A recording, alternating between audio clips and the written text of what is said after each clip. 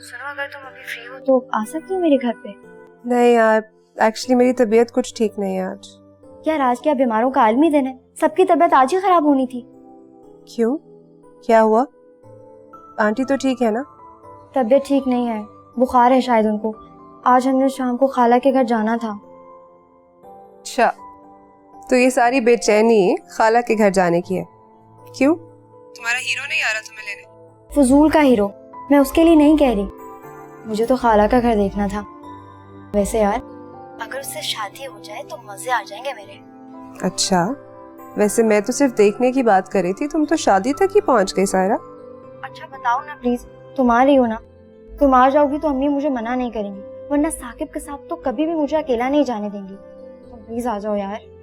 नहीं यार, मैं नहीं आ सकती। एक्चुअली मामा ने मुझे कहीं लेकर जाना है और अकेले तो वो मुझे आने नहीं देंगी।